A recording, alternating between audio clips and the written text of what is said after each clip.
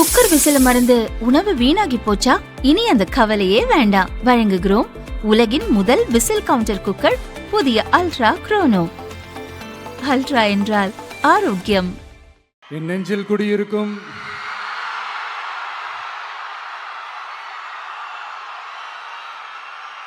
கரூர் சொந்தங்கள், உங்கள் அனைவருக்கும் என்னுடைய வணக்கம்.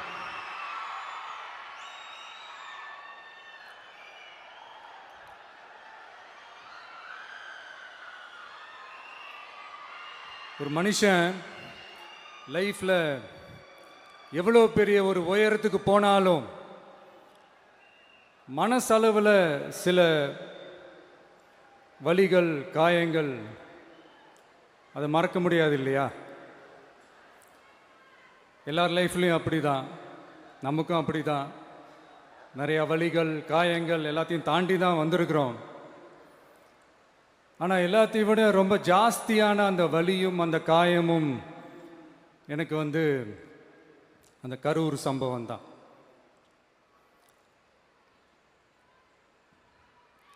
மக்களை சந்திக்கணும், மக்கள் பிரச்சனைகளை எடுத்து பேசணும்.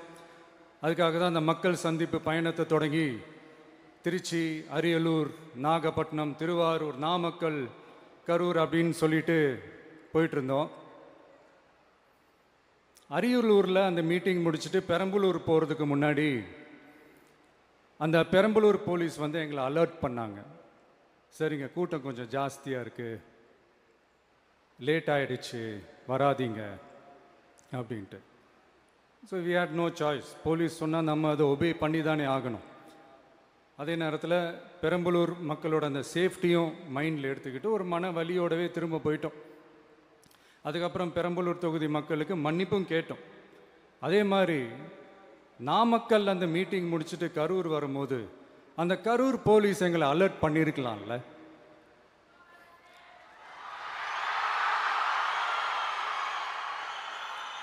இல்லை சார், இங்கே எதிர்பார்த்ததை விட கொஞ்சம் கூட்டம் அதிகமாக இருக்குது, கண்ட்ரோல் பண்ண முடியல, வராதிங்க. அண்ட் போலீஸ் நினச்சா அவங்க அந்த மீட்டிங்கே கேன்சல் பண்ணலாம். ஏதோ தப்பாக இருக்குது, ஏதோ தப்பாக தோணுது அப்படின்னு நினச்சிட்டாலே they have all the rights to cancel the meeting. எங்ககிட்ட கேட்கணும்லாம் ஒன்றும் அவசியமே கிடையாது. ஆனால் அதையெல்லாம் எதுவுமே செய்யாமல் அந்த ஹைவேல இருந்து அந்த ஸ்பாட்டுக்கு போலீஸே எங்களை உள்ளே கூட்டிகிட்டு வந்து விட்டு அந்த நாடகம்லாம் இருக்குது பாருங்க.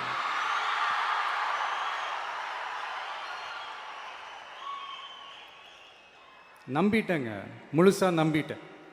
அன்னைக்கு இருந்த அந்த கரூர் போலீஸ் பேசும்போது தேங்க்ஸ்லாம் சொன்னேன் அவங்களுக்கு. எனக்கு தெரியாது இப்படி ஒரு நாடகம் நடக்கும். இதுக்கெல்லாம் யார் காரணம்? இதெல்லாம் யார் சொல்லி செஞ்சது? இப்படி பண்ணுங்க, அப்படி பண்ணுங்க, சப்போஸ் அப்படி நடந்தா இப்படி பண்ணுங்க, சப்போஸ் இப்படி நடந்தா இந்த மாதிரி இன்ஸ்ட்ரக்ஷன்ஸ்லாம் கொடுத்து அந்த பிரஷர் போடுறது யாரு?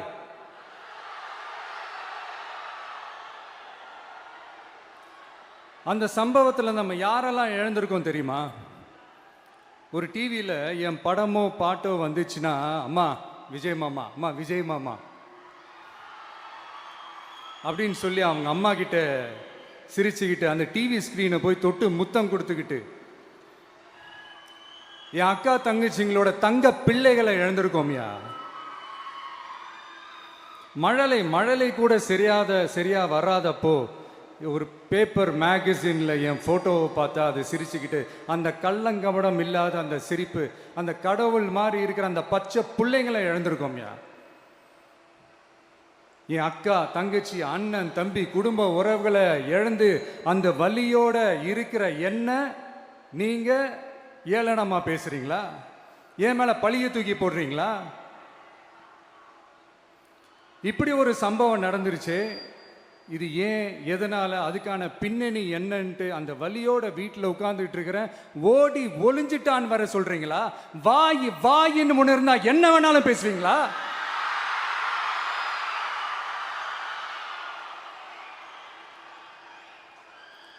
மக்களே, நான் உங்களையே கேட்குறேன். அன்னைக்கு அத்தனை க்ரௌடு இருந்துச்சு, அந்த கிரவுடுக்கு தகுந்த மாதிரி போலீஸ் பாதுகாப்பு கொடுத்தாங்களா?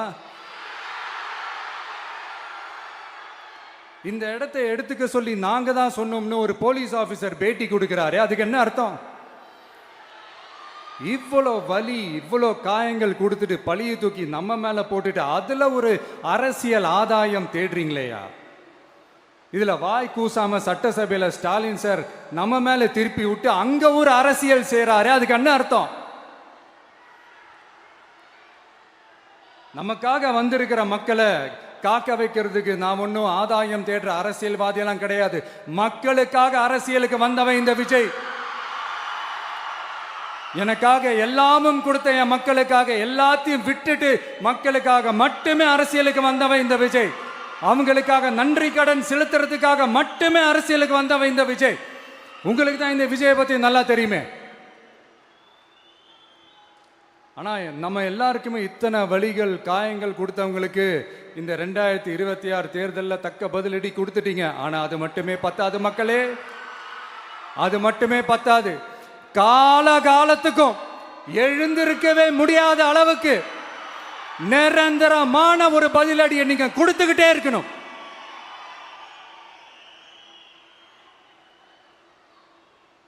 இப்படிலாம் பண்ணா நான் மக்களை விட்டு ஓடிடுவேன் நினைப்பா? யார் என்ன ஓடினாலும் நான் மக்களை விட்டு எல்லாம் ஓட மாட்டேன். அன்னைக்கும் சொன்னேன், இன்னைக்கும் சொல்றேன், நாளைக்கும் சொல்றேன், தில்லா சொல்லுவேன், கெத்தா சொல்லுவேன். பணமா ஜனமா அப்படின்னு கேட்டா என் ஜனம் தான் எனக்கு முக்கியம்.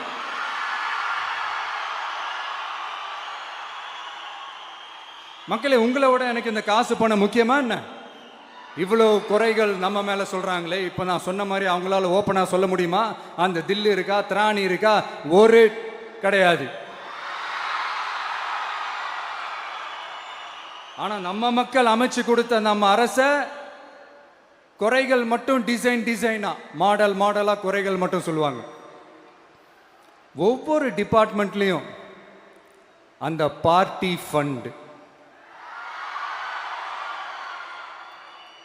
அந்த கட்சி நிதின்ற பேர்ல அடிக்கிற கொள்ளையெல்லாம் இந்த தீய சக்தியா இருக்கட்டும், தீந்து போன சக்தியா இருக்கட்டும், ரெண்டு பேரும் மாறி மாறி இதே தான் செஞ்சிட்டு இருக்கிறாங்க. இதுல ஒரு ஹைலைட் காமெடி என்னன்னா, சட்டசபையில் பேசும்போது பார்ட்டி ஃபண்டுன்னு தான் சொன்னேன். அது எந்த பார்ட்டி, என்ன ஃபண்டு, யாரு, என்ன பேரு எதுவுமே சொல்ல. பார்ட்டி ஃபண்டுன்னு சொன்னவனை எடுத்தாங்க பாருங்க ஒரு ஓட்டம். எனக்கே ஃபர்ஸ்ட் புரியல, ஏன்பா ஓடுறாங்க? அப்படி என்ன நம்ம இப்போ சொல்லிவிட்டோம்? அதான் அந்த குற்றமுள்ள நெஞ்சுக்கு தான் குறுகுறேங்கும். இது எப்படி இருக்கு தெரியுமா? எங்க அப்பா பீரோக்குள்ள இல்லை, எங்க அப்பா பீரோக்குள்ள இல்லை அப்படின்னு சொல்ற மாதிரி. ஐயோ, ஏன் கேட்குறீங்க? இவங்களோட செம்ம கூத்தா இருக்குங்க, செம்ம ஃபன்னா இருக்கு. சென்னையில் ஒரு பாலம் கட்டுறதுக்காக நார்மலாக ஆகிற செலவை விட அதிக செலவில், கிட்டத்தட்ட டபுள் மடங்கு செலவில் ஒரு டெண்டர் ஒன்று விட்டுருக்குறாங்க. அதையெல்லாம் தோண்டி எடுத்து அதெல்லாம் இப்போது கண்டுபிடிச்சி கேன்சல் பண்ணியிருக்கிறோம். இன்னும் எத்தனை கோடி ஊழல், எத்தனை லட்சம் கூடல் தோண்ட வருமோ எங்களுக்கே தெரில. ஒவ்வொரு முகமுடியாக கிழியுது. ஐயோ, இந்த விஜய் ஒவ்வொரு கதையாக எடுத்து வெளியில் விட்டுருவான் போலேன்ட்டு திரும்புகிற பக்கம்லாம் கதறல் கதறல் கதறல், காதலேருந்து ரத்தம் வராத குறை. ஆமாம், இப்படி ஊழல்லே ஊறி போனவங்க இப்படி தான் இருப்பாங்க. இந்த 50-55 நாட்களில் அங்கே செஞ்ச சில விஷயங்கள்லாம் சட்டசபையிலே எடுத்து சொன்னேன். பட் இங்கே ஒரு சில விஷயங்கள் சொல்லணும்னு நினைக்கிறேன். இந்த மின்சாரத்துறையில் இதுக்கு முன்னாடி போட முடியாமல் இருந்த அந்த பதவி உயர்வை இப்போ தான் எங்களால் போட முடிஞ்சுது. அதுக்காக ஒரு அக்கா அழுதுகிட்டே ஒரு நன்றி சொன்னாங்களே, அதெல்லாம் உங்கள் கண்ணில் படாது அந்த வீடியோலாம், குறை சொல்கிறவங்களுக்கு. அடுத்து லஞ்சம்லாம் ஒழிக்க முடியாது, ஊழல்லாம் ஒழிக்க முடியாது, அதெல்லாம் பிளட்டிலேயே ஊறி போய் இருக்கு அப்படின்னு சொன்னவங்க போய் ஒவ்வொரு கவர்மெண்ட் ஆஃபீஸா பாருங்க. ஒரு பைசா லஞ்சம் இல்லை, ஒரு பைசா ஊழல் இல்லை, வேலையெல்லாம் சும்மா டக்கு டக்கு டக்குன்னு நடக்குது. ஒரு பெரியவர் ஒருத்தர் சொல்றாரு, தம்பி வேலையெல்லாம் நடக்குது, ஆனா அதையும் தாண்டி எங்களுக்கு மரியாதை கொடுக்குறாங்க தம்பி, உட்கார வச்சுலாம் பேசுறாங்க. இதெல்லாம் இதுக்கு முன்னாடி நடந்ததே இல்லை. அவனை போய் பாரு, இவனை போய் பாரு, இந்த ஆஃபீஸரை போய் பாருன்னு சொல்லி அலைய விடுவாங்க. இப்போ லஞ்சம் இல்லை, ஊழல் இல்லை, வேலையெல்லாம் உடனே நடக்குது. மக்கள் அப்படி ஒரு பெருமூச்சு ஒன்று விடுறாங்க. அதை பார்த்து நமக்கு அப்படி ஒரு ஹாப்பினஸ். இதுக்கு மேலே என்ன வேணும்? ஏன் இதெல்லாம் பண்ண முடியாது? மனசுன்னு ஒன்று இருந்தால் பண்ணலாம். இப்போ பண்ணலை. அதே மாதிரி இந்த எல்என்டி நிறுவனத்தோட 18,600 crore-க்கு 3 திட்டங்கள் அந்த ஒப்பந்தம், அந்த கையெழுத்து போட்டிருக்கிறோம். கிட்டத்தட்ட 8,200 பேருக்கு வேலை வாய்ப்பு. நான் சொல்கிறது அந்த 3 மாவட்டத்தை சேர்ந்தவங்களுக்கே அவ்வளோ வேலை வாய்ப்பு. குறுவை சாகுபடிக்காக 134 கோடியில் அந்த சிறப்பு தொகுப்பு திட்டம் அறிவிச்சிருக்கிறோம் நம்ம விவசாயிகளுக்காக. இப்போவும் சொல்கிறேன், நம்ம விவசாய பெருமக்களே, உங்களோட இந்த அரசு கூடவே நிற்கும். பெண்கள் பாதுகாப்புக்காக சிங்கப்பெண் அதிரடி படை, அது உங்களுக்கு நல்லா முன்னாடியே தெரியும். வரப்போகிற அறிஞர் அண்ணா அவர்களுடைய பிறந்த நாளில் உங்கள் அண்ணனுடைய அரசில் தாய் மாமன் தங்க மோதிர திட்டம் அறிவிக்கப்படும். இதெல்லாம் கேட்டாங்களே, வாக்குறுதி கொடுத்தீங்களே, என்னாச்சுன்னு.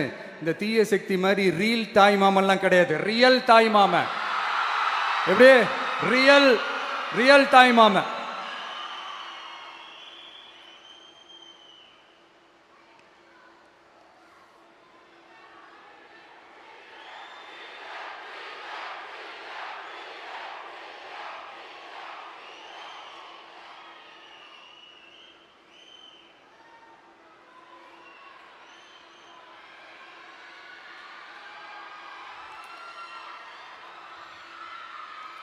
இந்த தீய சக்தியை பற்றி, அவங்க நிர்வாகத்தை பற்றி ஒரு வெள்ளை அறிக்கையை ஒன்று வெளியிட்டோம்ல, அது ஷார்ட் அண்ட் ஸ்வீட்டாக சொல்லணுன்னா, ஒரு ஓட்ட பாத்திரத்துக்குள்ளே தண்ணி ஊற்றிக்கிட்டே இருந்திருக்கிறாங்க.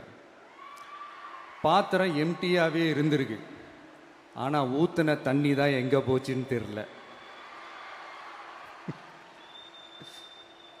கடவுளுக்கு தான் வெளிச்சம். அது மாதிரி இப்போ நம்ம சொன்னதெல்லாம் சும்மா ஒரு சாம்பிள் தான். இன்னும் வரப்போகிற நாட்களில் உங்கள் அரசனுடைய அந்த விஸ்வரூபத்தை நீங்கள் பார்ப்பீங்க. அடுத்து வாயத் தொடங்க சிஎம்.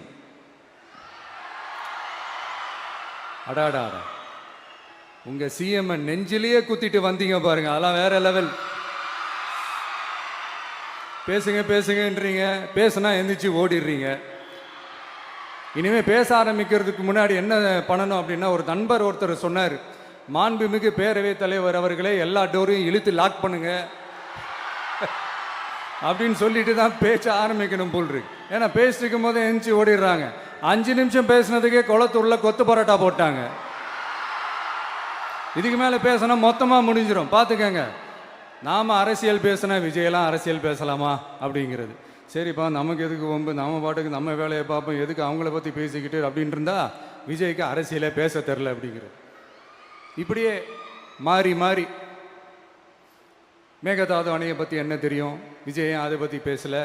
இப்படி நம்ம அரசியலுக்கு வந்ததுலேருந்தே ஒரு கூட்டம் குறை மேலே குறையா சொல்லிக்கிட்டு, பாட்டு கச்சேரி எங்களுக்கும் பண்ண தெரியும், பண்ணலாமா? இந்த மேகதாது அணை சம்பந்தமான அந்த வழக்கில் தமிழ்நாட்டோட பெட்டிஷனை சுப்ரீம் கோர்ட் எப்போ ரிஜெக்ட் பண்ணுச்சு? அப்போ யார் ஆட்சியில் இருந்தா? ஏன் ஒழுங்காக வாதாடல? நீங்கள் ஒழுங்காக வாதாடி இருந்தீங்கன்னா அதை ரிஜெக்ட் பண்ணியிருக்க மாட்டாங்கல்ல. ஏன் ஸ்டாலின் சார் வேணும்னே விட்டுட்டாரா? ஏன் இப்படிலாம் கேள்வி கேட்கலாமா? இப்படிலாம் கேள்வி கேட்டால் தான் மேகதாது அணையை பற்றி பேசுனதா அர்த்தமா? ஏன் அந்த ஸ்டேட்டு சிஎம் பேசுகிறாரு, நீங்கள் ஏன் பேசலை அப்படின்னா, நம்ம ஸ்டேட்டோட உரிமையை எங்கே நிலைநிறுத்தணுமோ அதுக்காக வேலை பார்க்குறது மட்டும்தான் முக்கியம். சும்மா சவால் விட்டுக்கிட்டு சீண்டி பார், நான் யார் தெரியுமா, தொட்டு பார், இப்படிலாம் பேசிக்கிட்டு இருந்தால் வேலைக்கு ஆகாது. சும்மா பேசி பிரச்சனையை வளர்த்துக்கிட்டு யார் மேலே அது பழியை தூக்கி போட்டுட்டு அப்புறம் மக்களை அம்போன்னு தெருவில் விட்டுட்டு இப்படி தான் ஒரு அரசியல் பண்ணணும்னா அந்த அரசியல் நமக்கு தேவையும் இல்லை, அதை நம்ம செய்யவும் போகிறதில்ல. Talk less work more mode தான், அதுதான் நம்ம பாலிசியே. அதனால தான் சட்டசபையில் அந்த அரசினர் தீர்மானம்னு சொல்லி ஒன்று கொண்டு வந்தோம். அது எப்படி டு டேக் இட் ஃபார்வர்ட், எப்படி கொண்டு போகணுமோ அதை சரியாக செய்வோம். சென்ட்ரல் கவர்மெண்ட்லேருந்து அந்த டீலிமிட்டேஷனை திரும்ப கொண்டு வர போகிறதா ஒரு பேச்சு ஒன்று அடிபடுது. யார் என்ன டீலிமிட்டேஷன் கொண்டு வந்தாலும் தமிழ்நாடு அது ஒத்துக்காது. நமக்கான இடத்த யாரும் பறிக்கவும் முடியாது, அது பறிக்கவும் விட மாட்டோம். இப்படி நாம் இருக்கும்போது இந்த தீய சக்தி திமுக எங்கே போய் நிற்குது, யார் கதவை தட்டிக்கிட்டு நிற்குது, அது உங்களுக்கே நல்லா தெரியும். மக்களே, இந்த தீய சக்தியும் தீந்து போன சக்தியும் வேற வேறலாம் இல்லை, கூட்டு கலவாணிங்க. சொல்ல முடியுமா அவங்களால? எங்களுக்குள்ள ஒட்டும் இல்லை, உறவும் இல்லை, அறிவிக்க முடியுமா, நிரூபிக்க முடியுமா? இந்த வரப்போகிற இடைத்தேர்தலில் அதை நிரூபித்து காட்டுங்க, அப்புறமா பேசுங்க. மக்களை, என் மனசை விட்டு கரூர் எப்பவும் நீங்கவே நீங்காது.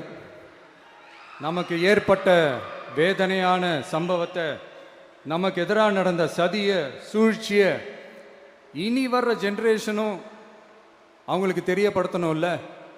அதுக்காகவே இனி ஒரு அரசியல் சதிய, அரசியல் சூழ்ச்சிய யாரும் யோசிக்கவே கூடாதுன்றதுக்காகவே கரூரில் ஒரு நினைவு சின்னத்தை நம்ம டிவிகே சார்பா அமைக்கப்படும் அப்படின்றத அறிவிக்கிறோம்.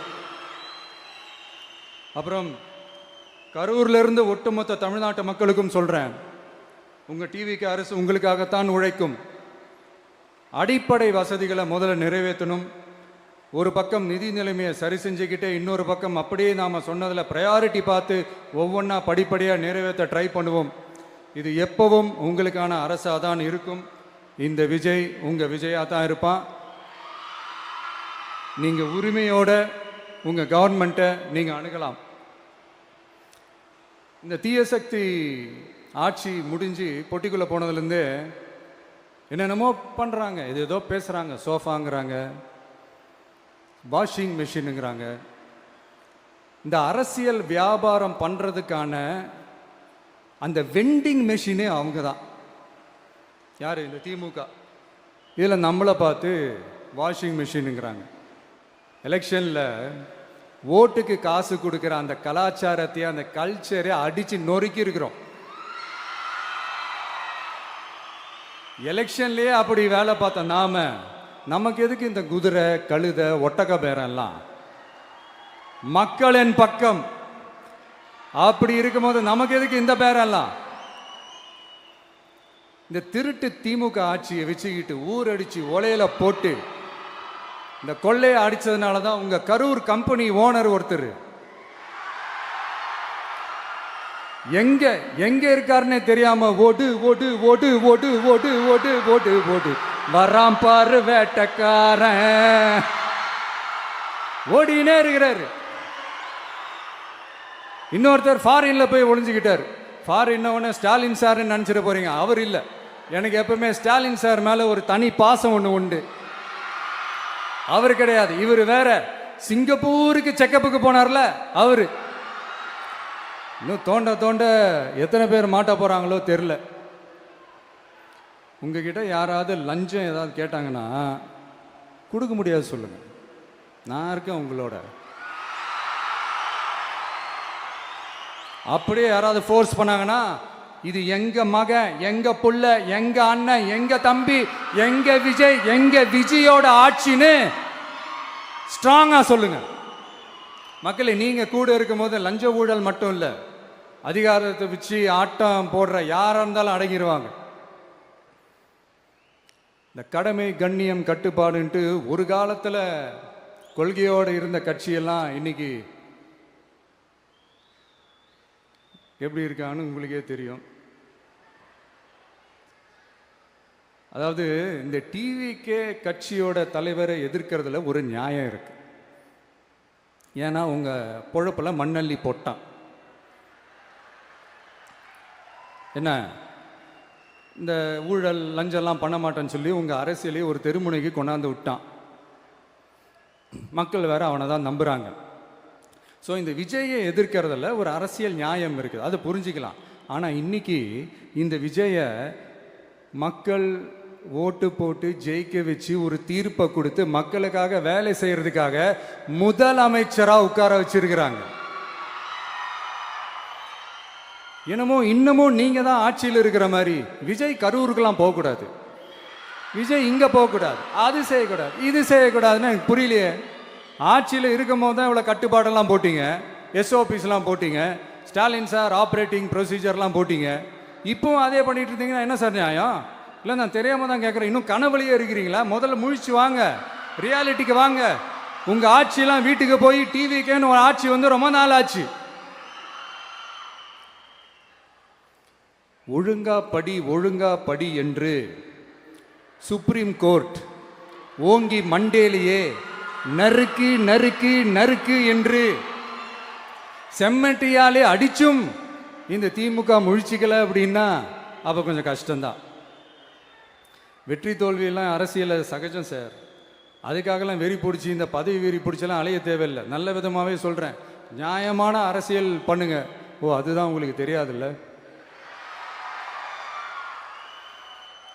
இந்த தீய சக்தி திருத்தவும் முடியாது, அவங்களா திருந்துவாங்கன்னு பார்த்தா அதுவும் நடக்க போகிறதில்ல.